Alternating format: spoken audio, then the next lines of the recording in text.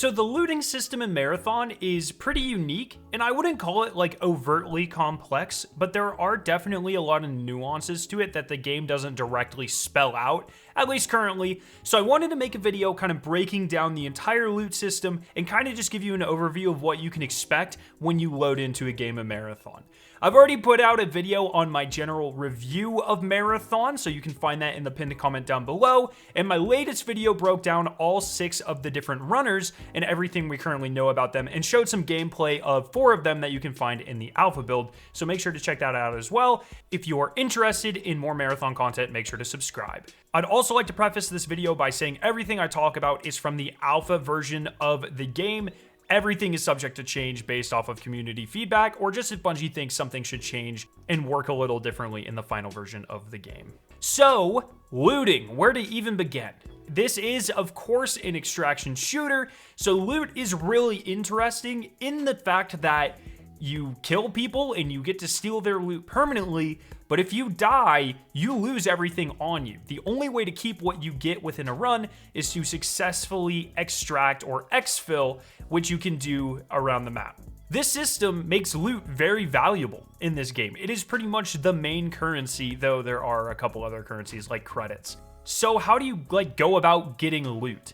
So when you load into a game of Marathon, there's all sorts of different ways to get loot. You can find it in containers, you can find it like on the ground, you can kill people and steal theirs. There are also special events around the map that you can do to get certain types of loot. Loot kind of drops as you would expect in a Bungie game or a game like this. There are different rarities. You start at gray, green, blue, purple, and you cap out at gold. Gold and some purple equipment at this point in time give you like special effects. So for instance, if you find a gold mod for your gun, it completely changes the gun. If I have a shotgun that shoots full auto when it is gray or green, a gold mod, for instance, might make it fire a very, very rapid 5-round burst and auto holster reload it from your reserves as well. So they are game changing. The gold items in this game are going to be absolutely coveted. They're very rare. For instance, there are gold backpacks that make you go completely invisible while you are looting. So generally, the higher rarity stuff you have, the harder you are to kill, but the more dangerous a run is because people are going to be gunning for your loot, and if you lose it, it's going to suck that much more. There's, of course, all sorts of different types of items that you can find in the game. There are different weapons. You have pretty much all of the classic weapons that you would expect. You have general equipment like grenades, chem-light grenades, smoke grenades. You have materials. These are really important because they help you upgrade your character. You can unlock upgrades by completing contracts for different factions, and certain factions give you certain upgrades. But in order to buy the upgrades, you need certain materials, which can only be found on certain locations on the different maps. And these are generally things that you'll just find kind of like either in chests or laying around. So whether it's like fungal growths that you can find in algae ponds, or spark leaf that you can find near the greenhouse, or polymer wire that you can find near field maintenance, or microprocessors, or whatever. There are a ton of different materials in this game that you can find at specific locations or in specific loot sources that are very important to hang on to because they unlock permanent upgrades on your account. When you upgrade these factions, they don't go away when you die or switch characters. They're 100% permanent for at least the duration of a season.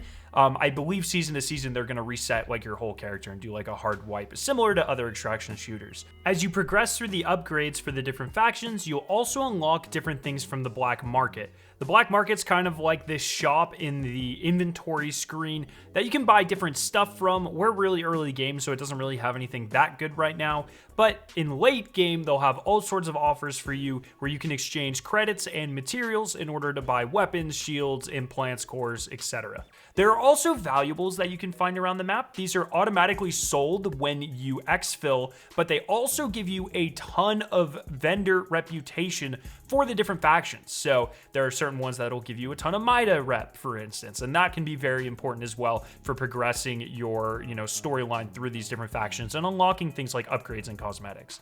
There are also cores and implants and shields that you can pick up. Shields are really interesting because not only do they have like the standard rarity, where when you don't have a shield, I believe you have one like bar of shield. A green shield will give you 2, blue gives you 3, purple gives you 4, and gold also gives you 4 with like additional effects that the different shields give you. But then you also have the nuance of normal shields versus reinforced shields, where reinforced shields take half damage. So if you have a reinforced green shield, it's kind of like you have 4 bars of shield and not just 2 because it takes half damage. So that's an extra nuance you have to be looking for when you are, farming this different gear.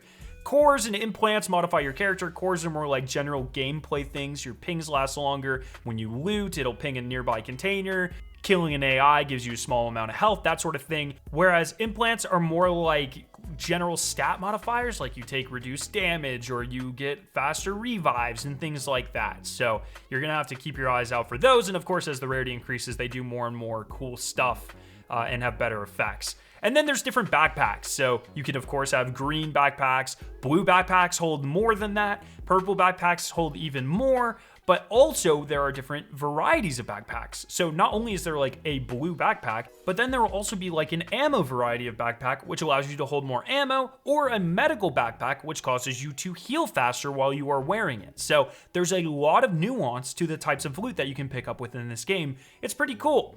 Now, one thing that the game doesn't really explain to you unless you look around specifically on the map is that different points of interest or locations on each map give you specific loot or have a higher chance for specific loot to spawn. So for instance, on Dire Marsh, the main map that we're going to be playing during the alpha, field maintenance will spawn a ton of weapon lockers, which of course have weapons in them. If you are looking specifically for a shield, you'll want to go to complex. Different areas have different things. And this actually goes for the different mini looting events on the map as well. For instance, sometimes you'll be walking around the map and you'll see one of these landing pads. And if you activate it, eventually a dropship will drop down and drop 4 chests for you to loot. And these actually have a much higher chance to give you weapon parts or like different, magazines, sights, barrels, or mods for your weapons, helping you to upgrade those. There are also locked chests around the world where at different POIs you'll have to find a key and then you can unlock a chest. And then there is also these little flare rooms where you'll come across a flare, and somewhere nearby there will be a room with a ton of loot. I believe these also give you a ton of weapons and backpacks. And then the best loot that I'm aware of comes from key rooms. Occasionally you will find a special key that will tell you exactly the location of a room that says like, oh, you need to go towards complex shed to use this key. When you go to these rooms, they have the highest chance for high rarity loot.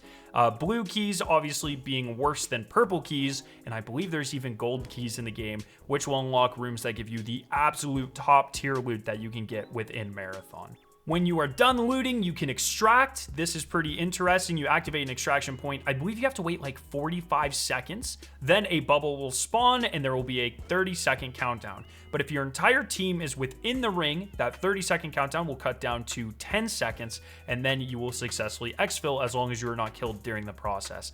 The giant blue light in the sky does let the entire map know that you are currently exfilling and that they have a very short amount of time to come and kill you before you leave with all of your loot. But once you get it out, some things are automatically sold, some things are automatically put into your stash, and you are able to hoard a limited amount of items that you can keep just in case you die on your next run. So it's pretty nice. There are also certain upgrades that you can get to upgrade your stash size, and we've given a lot of feedback that the base stash size should probably be a little bit bigger. So I'm interested to see how everyone feels about that during the alpha and how Bungie approaches that in the future. So if you have any more questions regarding loot, please let me know down below. It's not that difficult of a system, but it is very interesting. All of the different nuances and like learning specifically, oh, I need to go exactly here and do this for specific items. It's quite fun. Anyways, I hope you guys have a fantastic day. Once again, sub for more Marathon content, and I'll see you very soon. See ya.